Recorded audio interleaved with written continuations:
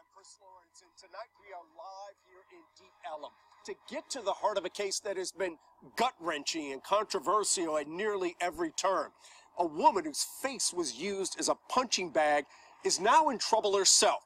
We'll explain why she's facing felony charges, how the community is responding, and what happens next.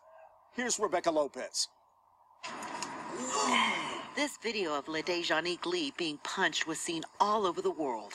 He charged me, just kept going. But what police say isn't on tape is what she did after the assault. They say Lee took a heavy object and smashed it against the suspect, Austin Sheffield's truck, breaking out his window and causing $3,000 in damage. In this case, based on her own admission, based on the physical evidence, based on witness testimony, it was pretty clear that she committed that offense. So the Dallas Police Department filed a felony criminal mischief because of the amount of damage and issued a warrant for her arrest. I mean, you can't do that. You've got to call the police, let them handle it. You can't turn around and be your own kind of vigilante. Sources say the decision to file the charge was approved by Chief Renee Hall. That immediately drew criticism from the victim's attorney. Lee Merritt tweeted, "Victims of savage assaults cannot logically be held responsible for damage done to their assailant's property during or immediately after their attack." You know, we understand that there are some people that are upset, and it's not the intention of the Dallas Police Department to pick one side or the other. The Dallas District Attorney says he was blindsided by the decision. The DA had no prior knowledge that an arrest warrant was issued. When and if charges reach the DA's office, we will take appropriate action. Lee has not been arrested yet, and the Dallas Police Department could let her surrender without physically handcuffing her and taking her to jail. So we want to know what you think. Get out your phones and click on the Vote Now tile. Are the charges against LaDejanique Lee fair? And as you see, we want to remember what got us here to this point. Remember, it was 4 o'clock in the morning, not very many people out. Sheffield was trying to get out of this parking lot and turn out of here onto Elm Street. She was parked right in front of the driveway facing the wrong direction. She had just tried to drop off a friend across the street at the hostel. They start arguing, and at some point she pulls back here into the parking lot, and he starts walking towards her. She threatens to mace him if he comes any further, but as she's saying this, she's getting out of the car. He then pulls out his gun. She pulls her phone to perhaps call 911, and that's when you see him slap the phone out of her hand. She pushes or hits him, and that's when the punching starts. Look, you've seen it. We don't need to show it all to you. You've seen it enough by now. But it was brutal enough that it has galvanized the community here. And as Matt Howerton explains, they are not going to let this go. Their voices echoed through Deep Ellum. Just days after LaDejanique Lee was punched multiple times by bartender Austin Sheffield. And now, during this neighborhood's biggest week of the year, the week of the Deep Ellum Arts Festival, this is a big year for us. 25 years in this iconic town has been wonderful. Protesters say they'll return, and even louder this time.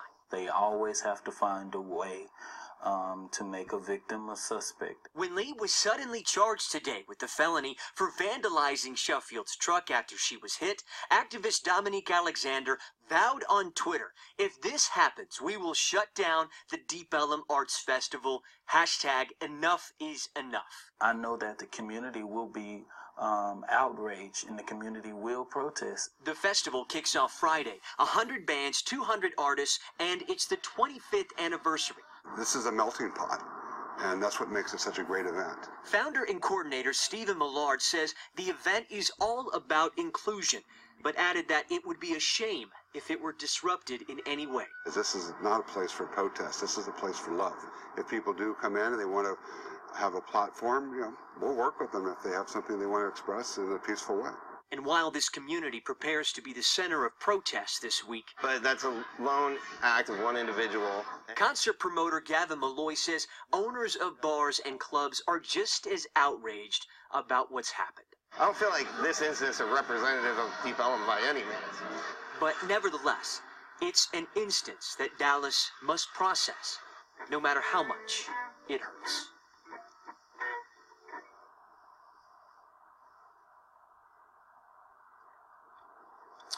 All right, as Matt alluded to, this has been extremely painful for a lot of folks here, and we're still a ways off from any sort of resolution. So what comes next? As Rebecca said, she still has to turn herself into police, and because this is a felony charge, it eventually have to go to a grand jury. And you'll want to stay with us tomorrow because there is a protest planned for right outside City Hall. Now, just a few minutes ago, we asked you, are the charges against LaDasia Lee fair? And thousands of you, about 1,600, have already voted.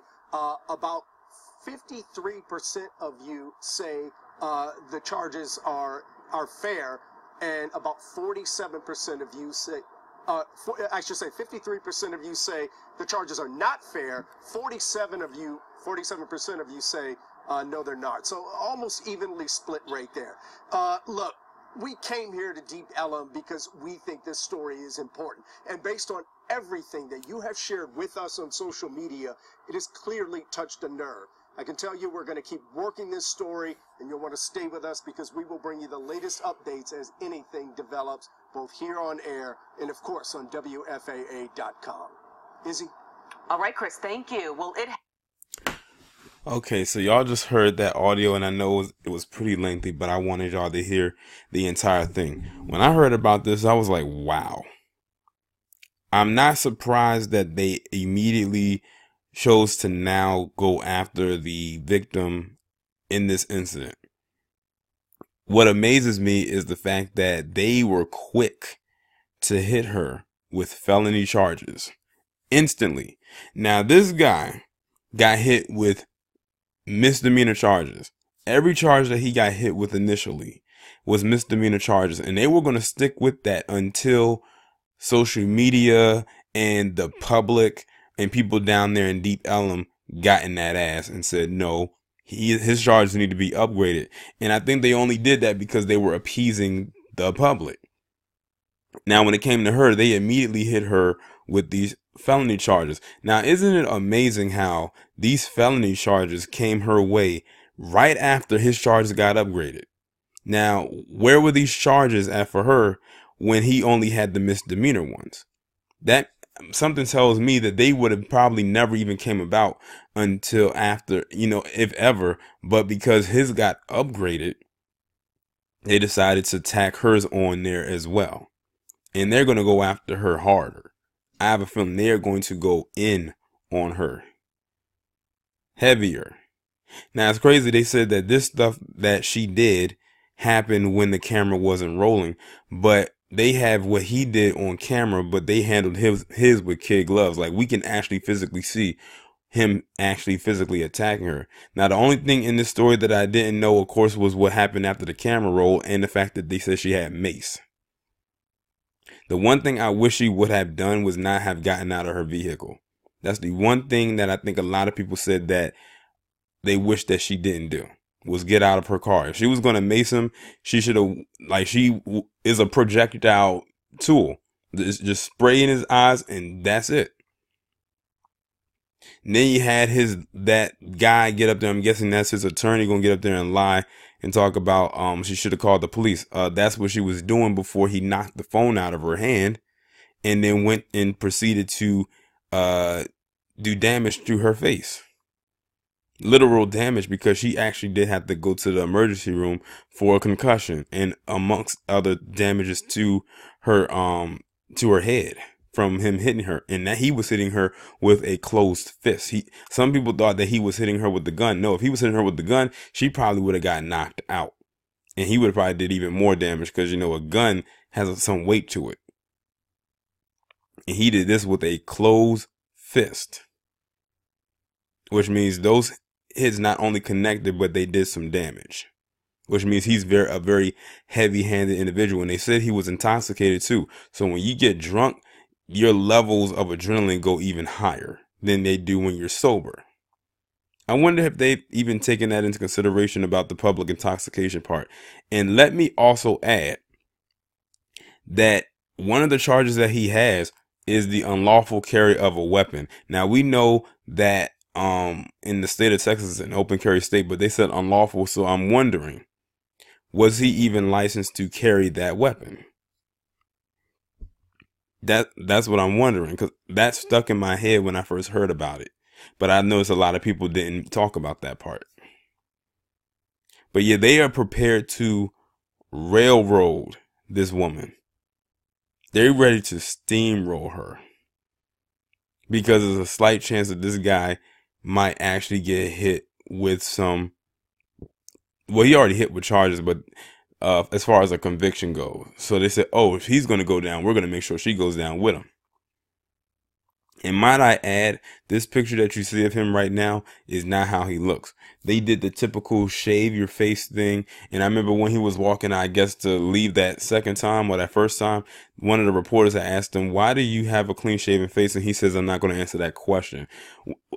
First off, we already know what that means. They do it every single time. Whenever they have a person, most likely who is white, who has a lot of facial hair, like he did, like he does in this picture, and they shave them clean, it's to put out this image that they are this rehabilitated individual. I don't know how anybody can get rehabilitated in a week or two from doing something like that. But let them tell it. He's a good guy. And that's what they said. But they also pulled up some like posts on his Facebook. This guy was a racist, because it was some posts they pulled up from him, I think back in 2010. And he was talking about black women. He said how they're like, I don't know if he was talking about one in particular or in general, but I noticed the words fat, ghetto, black, loud. And I think the word bitches was in there as well to describe black women. But that's Texas, so that doesn't surprise me in the least bit.